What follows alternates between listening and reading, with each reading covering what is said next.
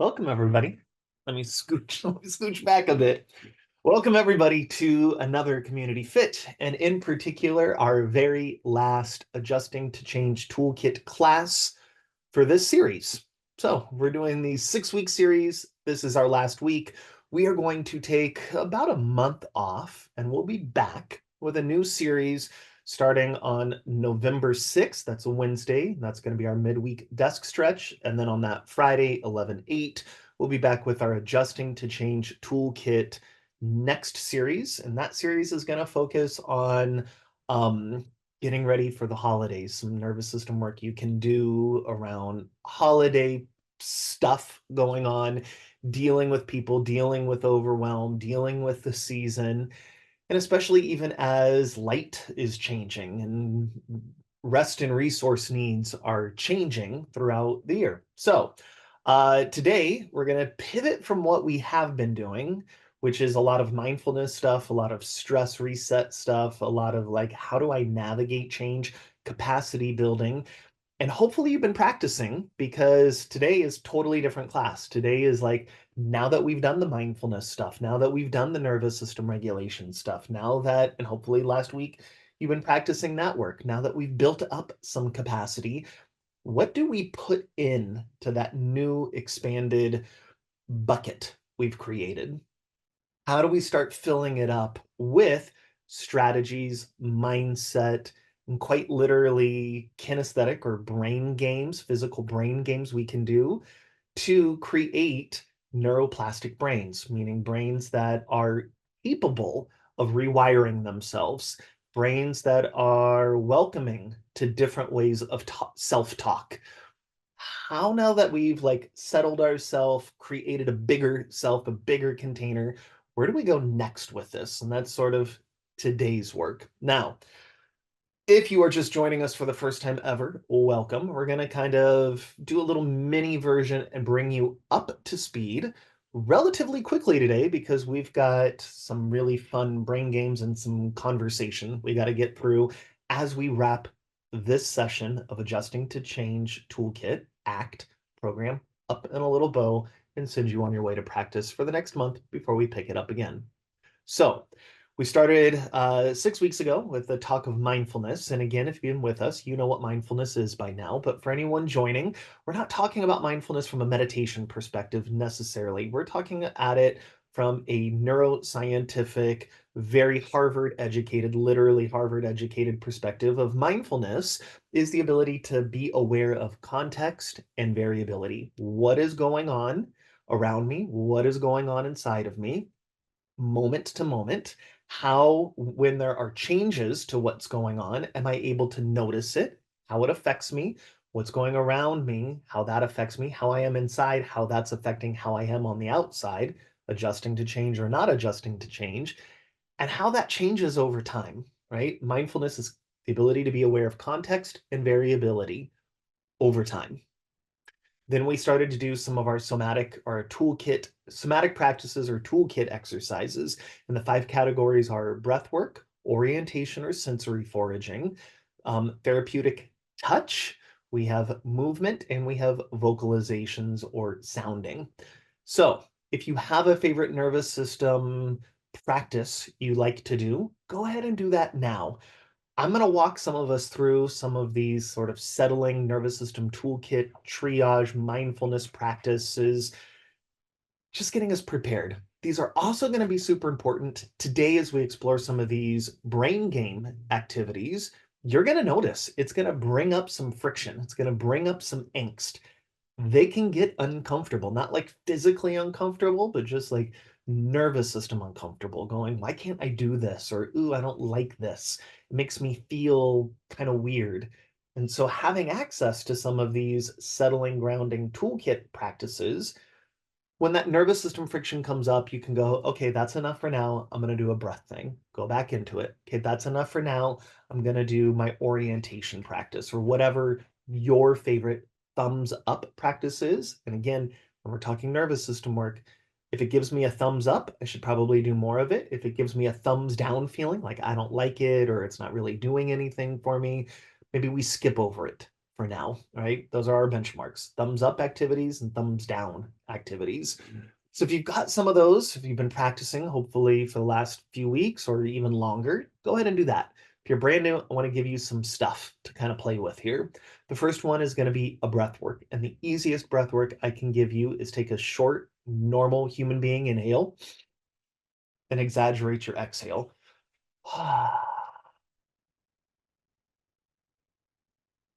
Short, normal human being inhale.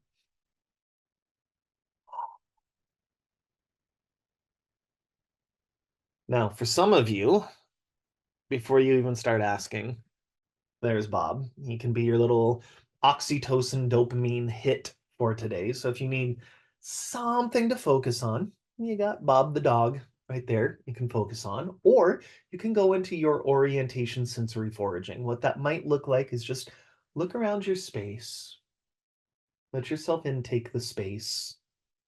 Concentrate on the dog, concentrate on a plant or the view or the cat in your house or your dog, that favorite photo, that favorite painting, whatever it is, something that just makes you feel good, gives you a little glimmer moment, right? And if you don't have something like that in your space, this is advocation for you should have something like that in all of the spaces that you find yourself in. Something that brings you a little joy in every single space you routinely occupy. So that if you're feeling anxious in that space, you have something to anchor to. Or you can do a movement, you can do a little right and left rocking. You can do some therapeutic touch, meaning I can bring my hands together. I can put my nice warm hands either on my jaw, my throat, my chest, my belly. I can do some rocking, coupling, doing two things at once. I could even do my exaggerated exhale. I could let that exaggerated exhale actually make a noise, maybe like a hum or a sigh. Hmm.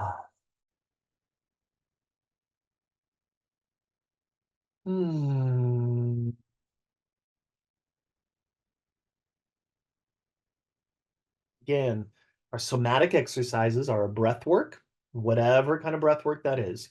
A therapeutic touch could be tapping, it could be stroking, could just be something touching, nice and warm.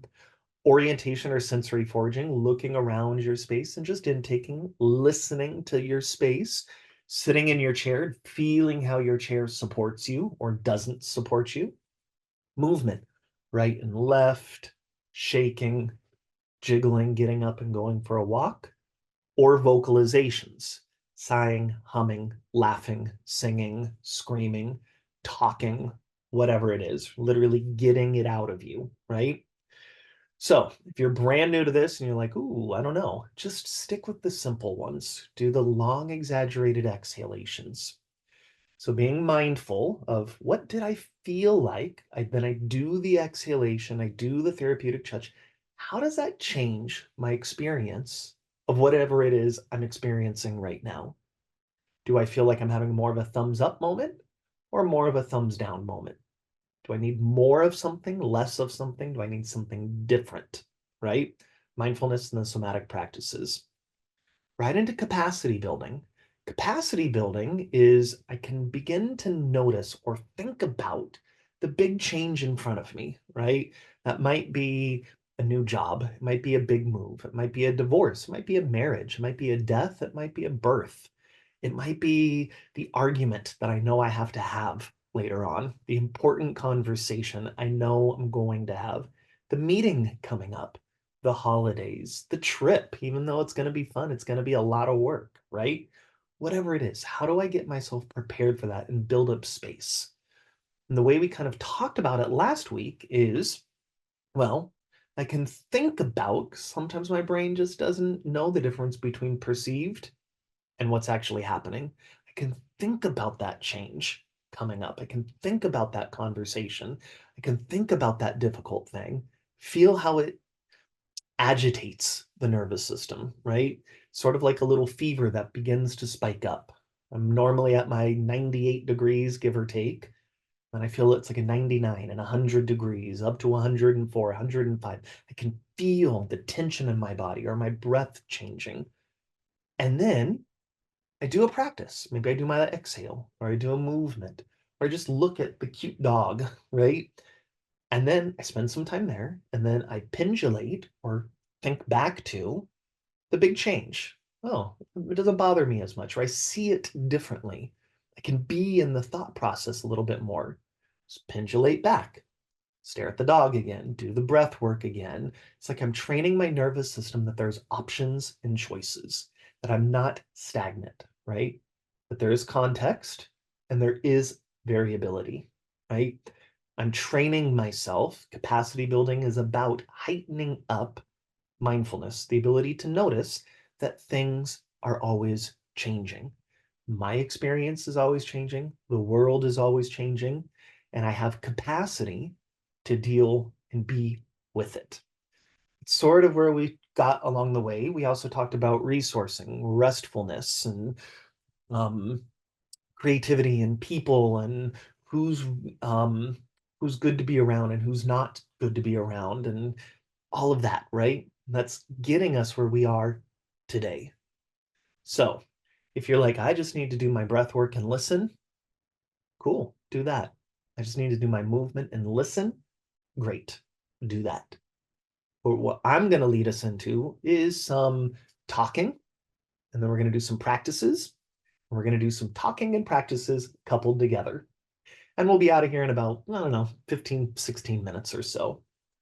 So what we're going to finish off this series with is some brain games to improve neuroplasticity.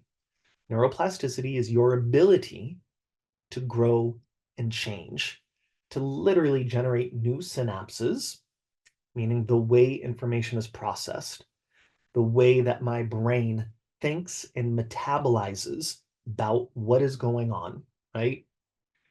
It's the ability to move out of some of the fear, some of the resistance we have to change, and adopt a growth mindset, which is where we're going to start with a little bit of a talk about what is growth mindset. So, when we're talking about being able to adopt or shift or morph through or navigate change, there's a physiological thing. That's sort of what we've been covering so far. And we're going to cover it a little bit more with the neuroplasticity, but there's also a mindset thing. How am I perceiving what is going on? Because at any given moment, we've talked about this, at any given moment, my body is having a physical reaction to what is going on around me. It's either it's either going through, oh, I'm okay here. I'm safe here. I'm satiated. I like, it's a thumbs up. I like what's going on. Or it's going through a fight or flight thing, right? Like, oh, I don't know about this. I don't know if I like this. I don't know if I'm safe here. I don't know if I'm supported here. Thumbs down. Thumbs up moments, thumbs down moments. And that information is then sent up to your brain, like we're having a thumbs up moment or we're having a thumbs down moment, and your brain has to make sense of it. And this is all happening precognitively, pre-choice. This is all happening within like micro milliseconds.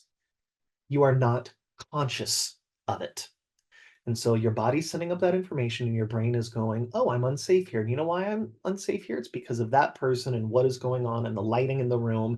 And because this thing reminds me of that thing that happened when I was 15 years old and it didn't go well. And so it's also not safe here. You should react that way. And that's all happening before you say no or yes to something, right?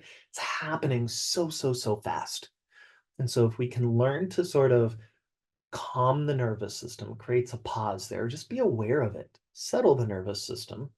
And then we couple it with some of these growth mindset ideas and practices. And that's literally the self talk, the way we communicate interpersonally, right? Not interpersonally, but interpersonally.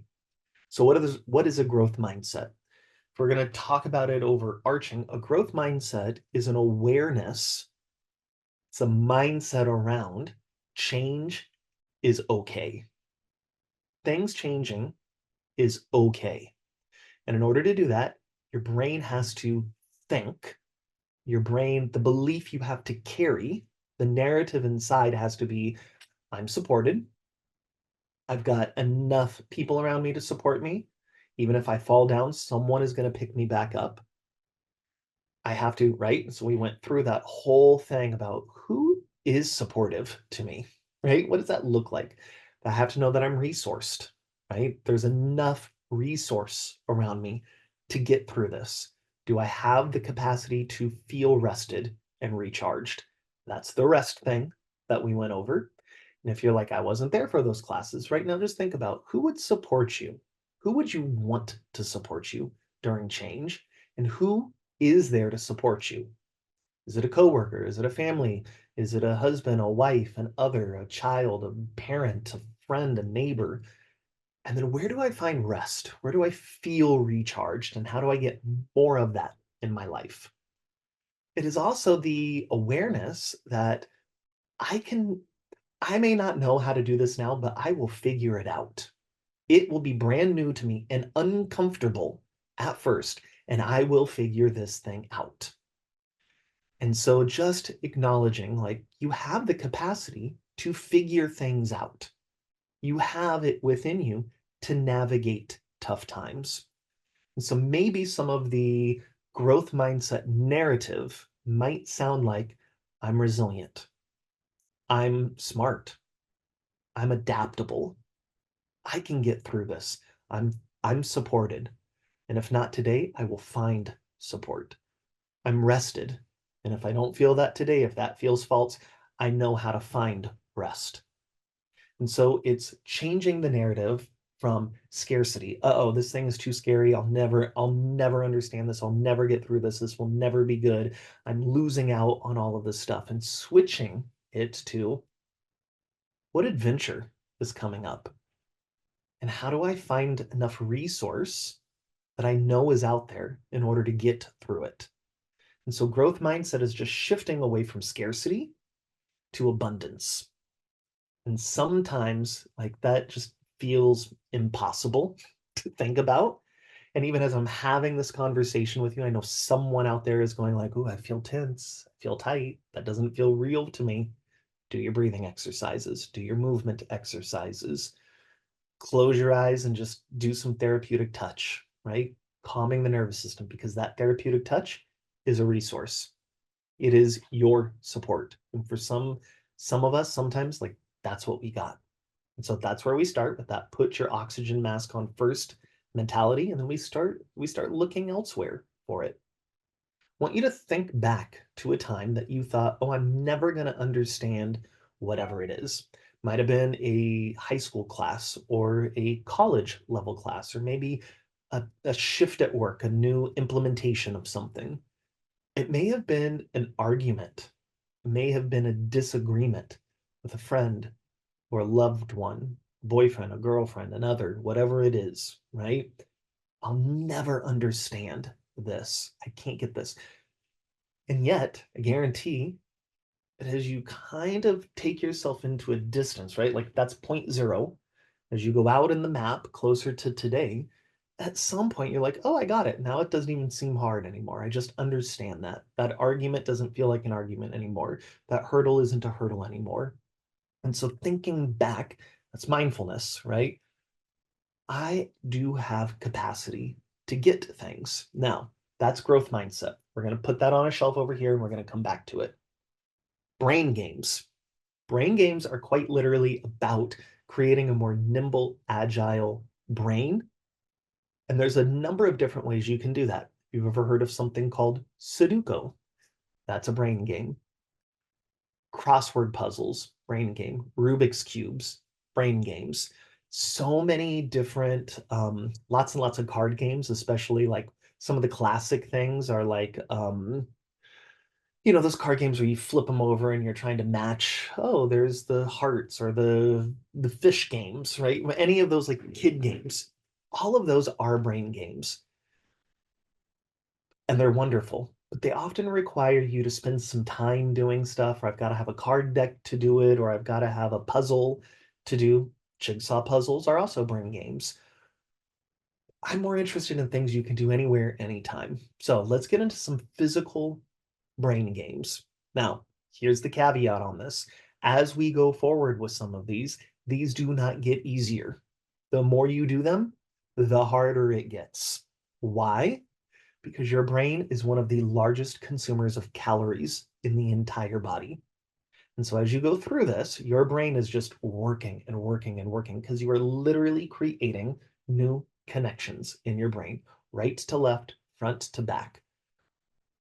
Huge amounts of efforts going in here. So your brain starts to send up like red flags going, ooh, this is too much energy output. This is too much. And it will start sending this like confusion thing, right? Where you're like, I could do this thing a little bit ago. Why can't I do it now? So that will often bring up some frustration. If you start to feel friction and frustration, instead of throwing your hands up and going like, I can't do this, that would be resistance mindset.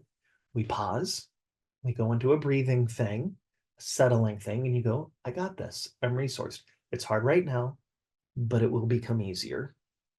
And then you go back into it, right? It's sort of a anecdote for getting through any change.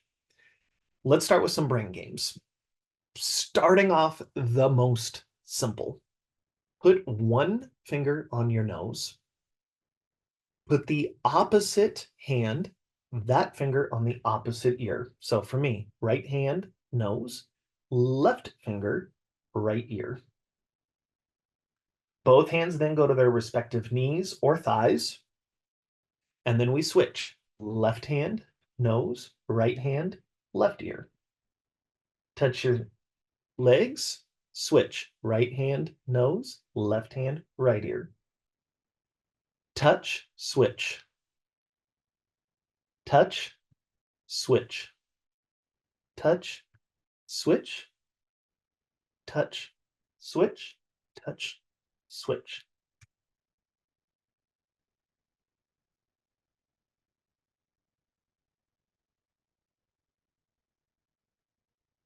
Five, four, three, two, one. Rest.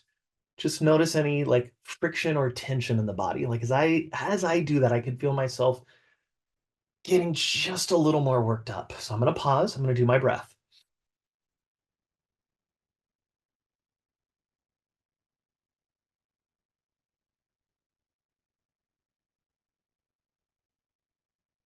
For me, the self-talk that was going on was, I wonder how everyone else is doing. Is everyone else doing okay out there? And then the second self-talk came up of, I don't know how much longer I'll be able to do this before I mess up, right? I'm gonna mess up, and I'm the one who's on the screen over here. Everyone's gonna see me mess up. And so I'm going to replace that self talk with, it's okay if you mess up. You'll get through this, right? Growth mindset, some self compassion talk. So just assess as you're going through this. We're going to do that same practice again. Just assess, how is my body responding to this? My physical body? How is my cognitive body responding to this? Do I need to change how I'm talking to myself? When do I need to take a break? When do I need to go back into this, right? It's like you're dancing with your own experience. So one hand, nose, other hand, ear. Touch and switch. Now, I'm going to be having my own experience in this, right? I'm going to need to have my own self-talk. I'm going to need to take my own breaks. You're going to have to do the same. What you're not going to do is pause when I pause, unless you need it then too. What you're not going to do is follow the leader, right? You're going to follow your own experience. If you're holding your breath, you pause and you just breathe. Like that's what your system needs right now. You can also slow this down or speed it up.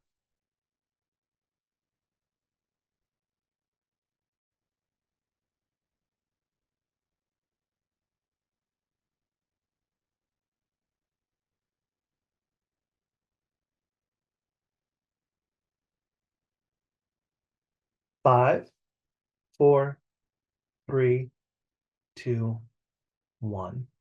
Rest.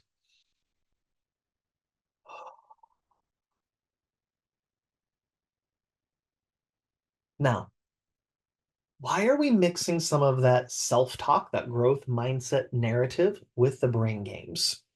Well, as I said, what brain games, these physical activities are doing is quite literally creating new connections in your brain. everything that your brain thinks of requires neurons to connect, right? It's like electrical dendrite connections, spider webs, and that's how the information travels through your brain. And sometimes they get stuck in loops. This thing happens, it equals this thing. This thing happens, it equals this thing. And it diminishes choices and options. When we feel that we have diminished or lack of choice and options, your nervous system, you as a human being, feel like you have lost choice and freedom because quite literally, you've lost choice. And when you lose choice, you lose the sense of freedom. And so by doing these brain games and then thinking of something different, right? I'm not resourced enough to, I've got plenty of resource. I'll never get through this to, I'll get through this. Or no one will support me. I'm going to mess up to, I can support myself. Or my sister always supports me and I will get through this. You are changing the connections, right? Instead of it always being this, it's like, well, sometimes it's this, and sometimes it's this, sometimes it's this, right? It's all of these different connections, more choices. So it's about being aware of the talk and then doing some of these practices. That one is quite honestly one of the more simple ones. That might be appropriate for a lot of you, but let's give some other options. Another choice, and the way a lot of these work is like left and right brain activity and the coordination of left and right hemispheres of the brain. Here's another one. Thumb up on one hand, pinky down on the other. I'm looking at my, we've got the camera here and here, like which way is going to be best, right? And then we switch. And then we switch. And then we switch. Switch, switch, switch. Now, by now, some of you might need a break, right? It's like, you can feel that nervous system stuff coming up. I'm either holding my breath or I'm feeling tight or I'm thinking I can't do this. What's the self-talk going on? What's the somatic or nervous system regulation practices you need?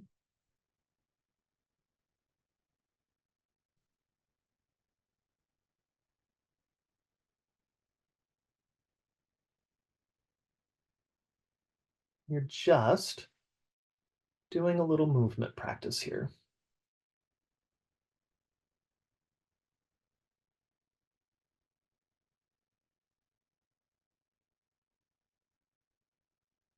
And then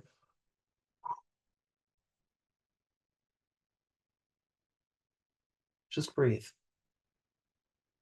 So I can do the opposite nose to ear touch. I can do a thumb to pinky thing. I can also do a wrist and a palm thing. I've seen so many different variations of this, but take your favorite hand and make a fist, right? And let that fist face you. And then make a palm and have the palm face away from you on the opposite hand. And then swap, swap, swap, swap, swap, swap. Now, you can do it that way, or you can have it go this way, right? So palm faces, yeah, palm faces you, fist faces away from you, and going there. So three different options: thumb up, pinky, right? Opposite nose, ear touch, or a fist and palm scenario. Now, skilling it up just a little bit and finishing it out. You can add some movement in with this. So take your favorite hand and just start to draw a circle. Maybe the circle is moving away from you. Take the other hand, and that circle is going to move maybe towards you. So you have one circle going clockwise and one circle going counterclockwise. And then from there, both of them, yep. And I'm not going to be able to do it on screen now. There we go. Are just going around each other. You can feel my own nervous system like working up, right? So I've got one clockwise. Come on, body. There we go. One counterclockwise. It's like the more you calm your nervous system, the easier it gets. Little breath work. And just ending the whole thing with going, I can be mindful of my experience, of the context and variability. I now have tools to calm. I know how to resource myself. I have the capacity to create capacity, fortitude, and resilience in my body and in my experiences. And ending with it, I understand a growth mindset. The fact that I have, it's like a self-talk, a self-compassion that I'm resourced. And now I have some physical games I can play with myself to actually help connect my brain differently, to help me get through it and navigate whatever change is coming up. Literally working from calming to capacity building to growth into whatever's coming up. Now, stick around for whatever questions you might have. Again, join us in about a month for our next series. I'll turn it over. I know I couldn't do that one day on screen. The funny thing is, I still haven't figured it out. before today, like I was practicing it, I was like, which ones can you actually do on screen? And I was like, oh, I can totally do that one. And then Right. like, just from like nervous system work and like doing this, it's like I got to it. I'm like, now how, where, some days you got it and some days you don't. Yeah. Especially when you're kind of like everyone's When you're watching when you're you. on So it's like, screen doing it and you're like, this is gonna live on YouTube, and you're the guy who can't do his own practice. right. All of So that. so you know what this reminded me of? Back when we were kids, the patting your head and That's a rubbing brain your game. belly. That's a And brain so game. I can do this a lot better than I could do it when I was a kid. Yep. I have to really think. Oh, see, now I'm trying to rub it. I can do it with one hand better than the other. But yeah, those are really fun.